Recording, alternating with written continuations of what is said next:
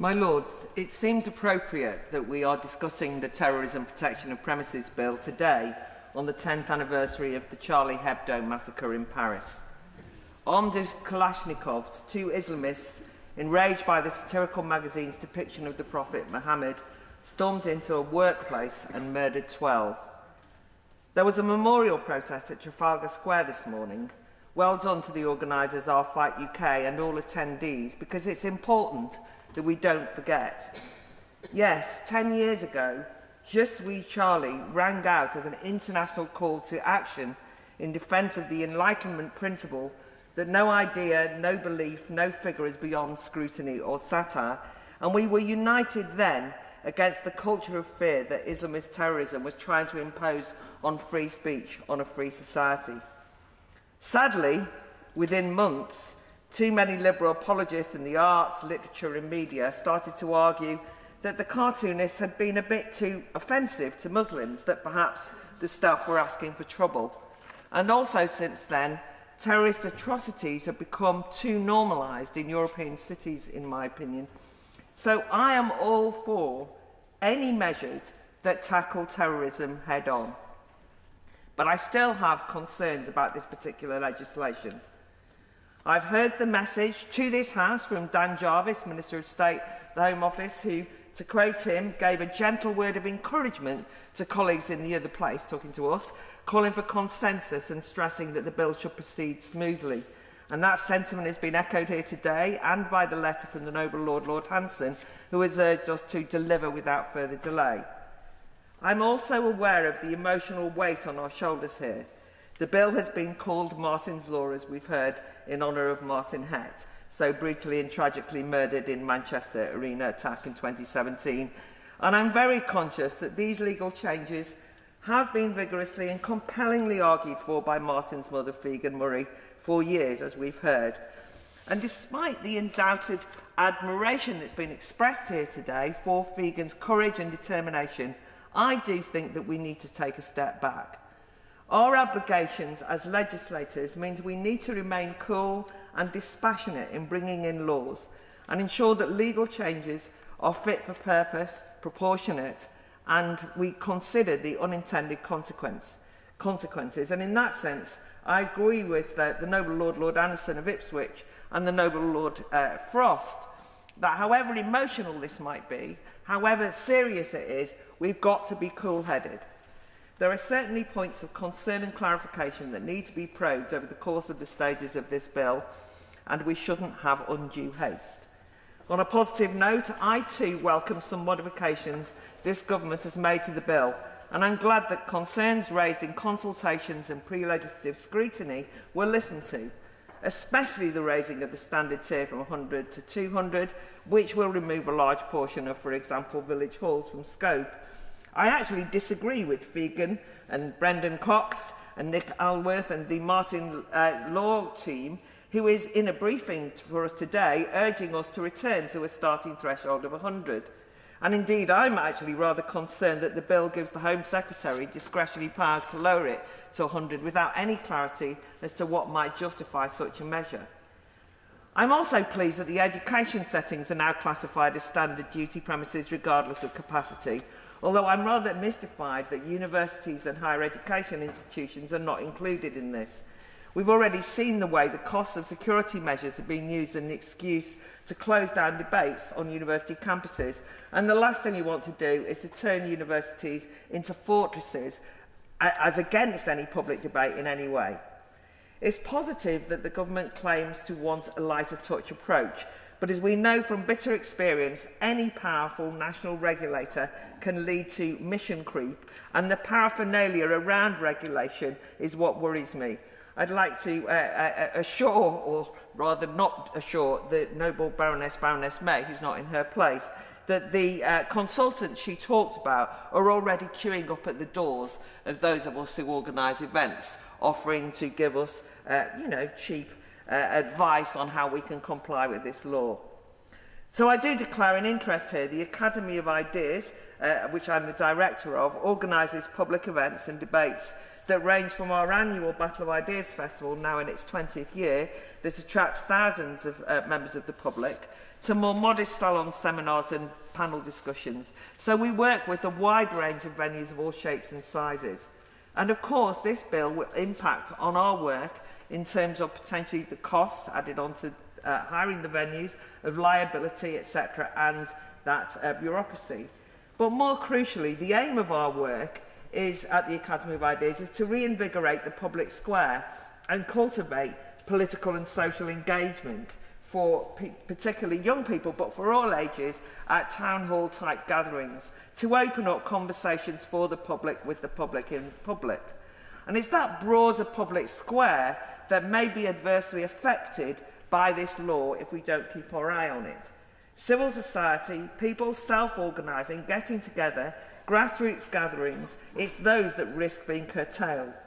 We need to think hard when we're told by small venues and events organisers, like voluntary organisations, community groups, from church halls to small football clubs, when they tell us that people will be put off volunteering by too much regulatory responsibility and paraphernalia. And we need to probe what the consequences of such legal burdens could be in terms of a potential loss of community infrastructure and assets. In the most recent consultation, many respondents still express reservations, not just about the financial implications and the fear of big fines, and you can't underestimate that, but also the time spent on burdensome and bureaucratic admin. Venues are worried about their ability to meet legally mandated requirements with limited resources available to them. And there just genuinely is some panic about how people will cope. The Home Secretary, Yvette Cooper, was spot on to note that the protect duty must not be so prescriptive as to prevent people enjoying normal life.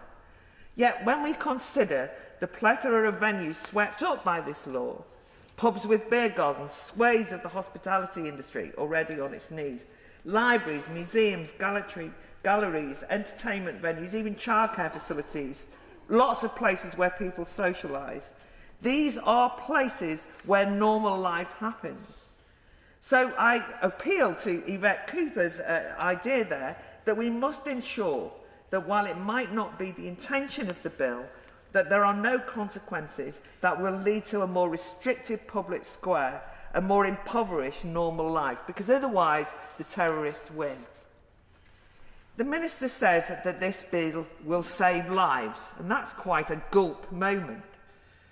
But I think we've got to be clear about whether it does, because it is the case that if we're told that this bill will lead to a reduction in terrorist attacks or less vulnerability to terrorist attacks, it is a bit disconcerting that both the House of Commons Home Affairs Committee report and the Regulatory Policy Committee both query the lack of evidence about whether the proposals will actually lower the threat of terrorism. Will lives be saved? I'm just still not convinced. I understand that explanation about the changing nature of the threat, DIY lone wolf attacks emerging out of the view of the security services. But if this means that greater swathes of spaces in public can be possible targets, where anything can be used as a weapon, and of course we think of the lethal use of the car in the recent awful New Orleans and German Christmas market attacks, but in that context, isn't a focus on protecting bricks and mortar rather missing the point? But on the other hand, if everywhere's a target and everything's a weapon, how are we going to avoid living in a police state?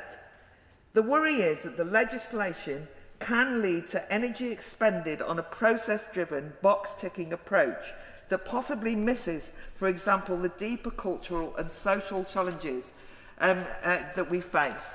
It was harrowing reading Sir John Saunders' Manchester Arena inquiry, which other people have commended, and it really is crucial to this discussion.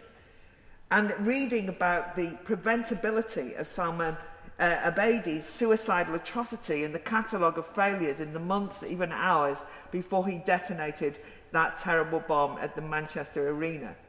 Venue regulation was only a tiny fraction of Sir John Saunders' remarks or even recommendations. And it seems pertinent to look at what the first volume of the inquiry told us about security at the venue. In plain sight, Abedi was lurking around the arena for an hour and a half, acting suspiciously. We're told he looked shifty, nervous, fidgeting, was carrying a huge bulging rucksack and praying. One of the waiting parents, Christopher Wilde, was so alarmed he actually reported concerns that Abedi might be a bomber, and he told that to security guards, and that was at 10:14, 16 minutes before the explosion happened. Mr. Wilde was fobbed off. Now maybe the training in this bill would make those guards act differently. But let's also remember that we know from the report, that the inquiry report, that one guard was suspicious, but the reason he did not confront Abedi was because he was, quote, fearful of being branded a racist. And this points to the dangers of narrowing the threat of terrorism to organisational or technical issues. It suggests we need to tackle more difficult challenges, such as the corrosive creed of identity politics that can act as a barrier to acting on our instincts, using common sense for fear of being demonised, or recognising that promiscuous use of accusations like racist and Islamophobic can paralyse individuals, even society, from doing the right thing. As we're all very vividly aware, at present, myriad local authorities, social workers, educationalists, care home staff and police officers fail to expose or intervene to stop gangs of men of largely Pakistani heritage from industrial levels of rape and sexual abuse of girls throughout the UK for fear of appearing racist, stirring up community tensions or being seen as, maybe I shouldn't say this, jumping on a far-right bandwagon. So this bill won't work if we don't confront that chilling impact of trepidation about speaking out about suspicions of exposing the ideologies fueling and inspiring modern-day terrorism, and also doing the right thing. Je suis toujours Charlie. My Lords, it's been a humbling experience sitting through this debate, and I've listened to every speech.